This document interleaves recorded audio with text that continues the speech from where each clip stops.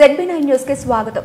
గోదావరిఖని పట్టణంలో ఆండాళ తిరునక్షత్రాన్ని పురస్కరించుకుని NTPC PTS Harihara దేవాలయంలోని Venkateswara స్వామివారి సన్నిధిలో వేంచేసి ఉన్న ఆండాళ అమ్మవారికి ఉదయం 8 గంటలకు పంచామృతాభిషేకం, అర్చన, విశేష అలంకరణ కార్యక్రమాన్ని నిర్వహించారు. భక్తులు అధిక సంఖ్యలో అమ్మవారి తిరునక్షత్ర కార్యక్రమంలో పాల్గొన్నారు. ఈ కార్యక్రమంలో ఆలయ పూజారి వానమామలై రామాచార్య, హరిహర దేవాలయ కమిటీ మరియు విష్ణు సహస్రనామ సమితి నేతృత్వంలో నిర్వహించారు.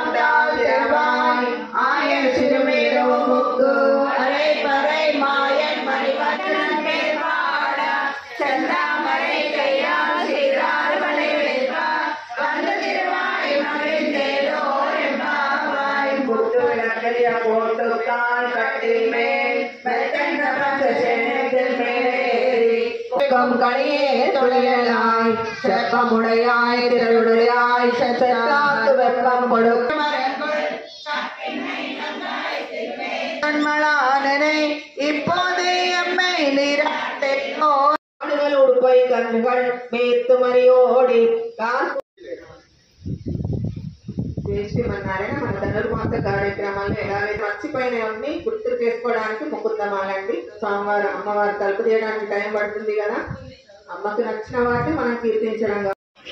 ఈరోజు ఆండాళ తిరునక్షత్రం అంటారు, తిరువాడిపుర ఉత్సవం అంటారు. అమ్మవారు శ్రీవిల్లిపుత్తూరులో ఈరోజు మనకు పుబ్బ నక్షత్రంలో అమ్మవారు జన్మించడం జరిగింది, పుట్టడం జరిగింది. అవతరించిన దినోత్సవాన్ని సందర్భంగా మన ఈ వెంకటేశ్వర టెంపుల్లో మనం ఈరోజంతా కూడా మనం సేవాకాలం అంటారు. అమ్మవారికి అభిషేకము, తిరుమంజనం లాంటివి అన్నీ కూడా చేసి అష్టోత్తరము, ఈ తిరుప్పావై సేవాకాలం ఇలాంటివన్నీ చేసుకుని అమ్మవారు పాడిన తిరుప్పావైతో పాటు నాట్య తిరుమలి అనే దాన్ని సాయంత్రం సేవించుకుంటాము.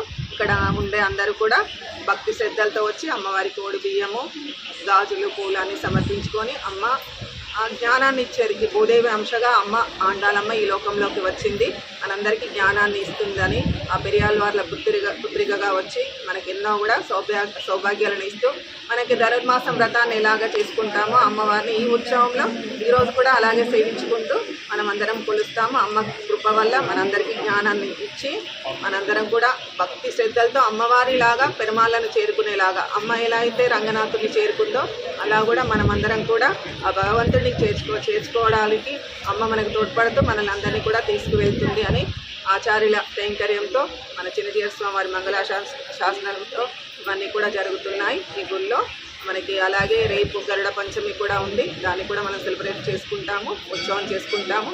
అలాగే వరలక్ష్మి శుక్రవారం అంటారు కదా, ఇలాంటివన్నీ కూడా ఈ వెంకటేశ్వర కోవిల్లో జరుగుతూ ఉంటాయి. చాలా గొప్ప కార్యక్రమాలన్నీ కూడా జరుగుతాయి. వాటిలన్నింటిలో కూడా అందరూ కూడా పాల్గొనాల్సిందిగా విజ్ఞప్తి చేస్తూ జై శ్రీమన్నారాయణ.